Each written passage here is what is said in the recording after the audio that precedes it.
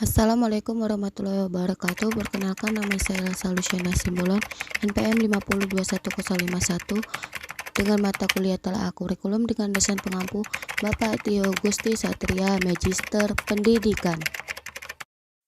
Baiklah, di sini saya akan menjelaskan tentang model cooperative learning. Model pembelajaran cooperative learning atau sering disebut dengan cooperative learning merupakan metode pembelajaran yang menggunakan bantuan teman sebaya dalam proses belajar. Menurut Byrne dan Erikson tahun 2001 dari buku halaman 5 menyebutkan bahwa pembelajaran kooperatif merupakan strategi pembelajaran yang mengorganisir pembelajaran dengan menggunakan kelompok belajar kecil di mana siswa bekerja sama untuk mencapai tujuan belajar. Tujuan model pembelajaran cooperative learning yang pertama, membentuk peserta didik menjadi pribadi yang lebih kuat dan peduli pada sesama. Yang kedua, menciptakan keaktifan serta keterlibatan semua peserta didik dalam pembelajaran. Yang ketiga, meningkatkan nilai akademik pembelajaran melalui kerjasama dalam kelompok. Yang keempat, mengembangkan kepekaan sosial peserta didik. Yang kelima, melatih peserta didik untuk bijak dalam menerima perbedaan peserta didik lain. Materi selanjutnya, karakteristik pembelajaran kooperatif. Yang pertama, pembelajaran secara tim. Pembelajaran kooperatif adalah pembelajaran secara tim.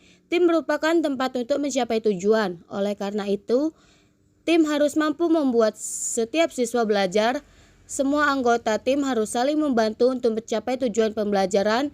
Untuk itulah kriteria keberhasilan pembelajaran ditentukan oleh keberhasilan tim.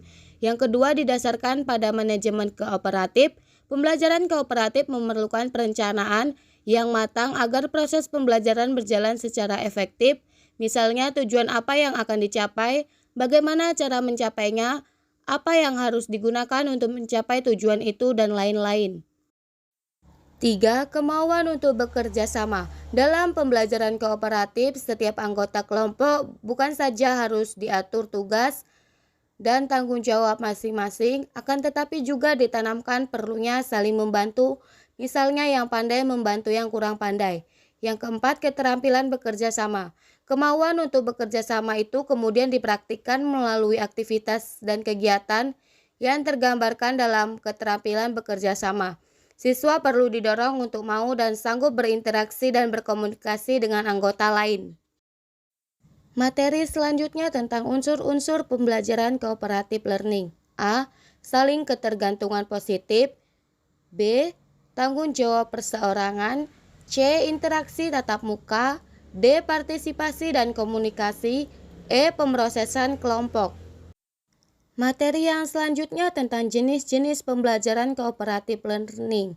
Menurut Isjoni tahun 2009, terdapat beberapa jenis pembelajaran kooperatif yang digunakan dalam proses pembelajaran di kelas, antara lain sebagai berikut.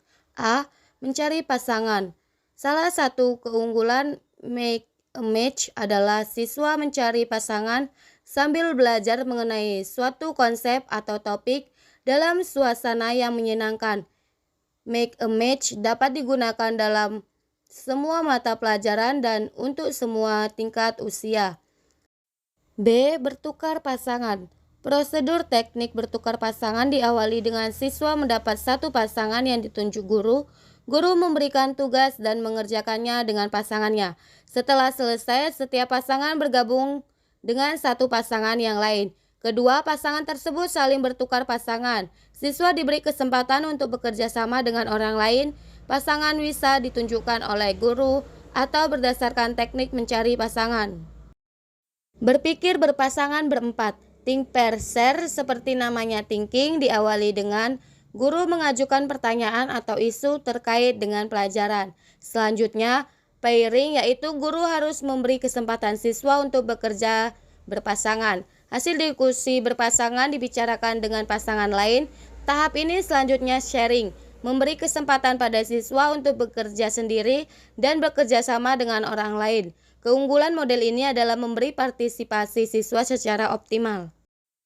D. Berkirim salam dan soal. Teknik ini memberi kesempatan kepada siswa untuk melatih pengetahuan dan keterampilan siswa. Siswa membuat pertanyaan sendiri dan mengerjakan soal yang dibuat oleh temannya. Masing-masing siswa saling mengirimkan salam berupa soal yang telah dibuat sendiri dan mengerjakan soal yang dibuat oleh teman yang lain.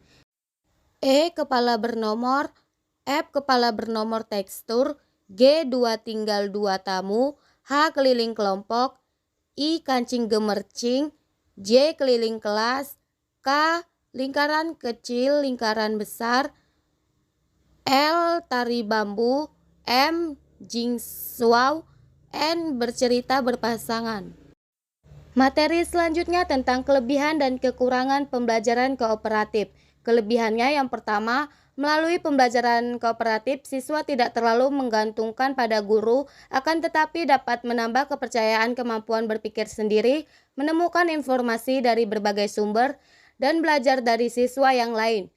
2. Pembelajaran kooperatif dapat mengembangkan kemampuan mengungkapkan ide atau gagasan dengan kata-kata secara verbal dan membandingkannya dengan ide-ide orang lain. 3. Dapat membantu memberdayakan setiap siswa untuk lebih bertanggung jawab dalam belajar. Kekurangan pembelajaran kooperatif. Yang pertama, jika anggota dalam kelompok tidak solid, maka peserta didik yang tidak bertanggung jawab pada tugasnya hanya akan mengekor kelompoknya. Yang kedua, peserta didik yang memiliki tingkat kemampuan lebih tinggi berpotensi mengabaikan rekannya yang dianggap di bawahnya.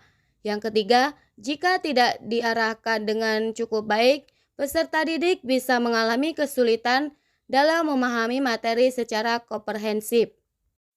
Pembelajaran cooperative learning sangat cocok digunakan di kelas rendah karena pembelajaran kooperatif dapat membantu mereka melatih keterampilan seperti berkomunikasi dan mempertahankan ide, menyelesaikan konflik atau tidak setuju dengan sopan.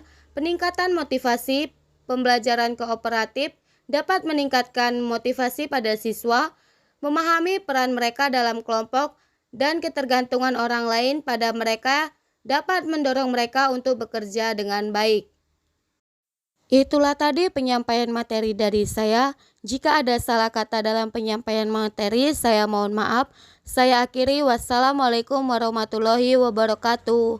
Sekian dan terima kasih.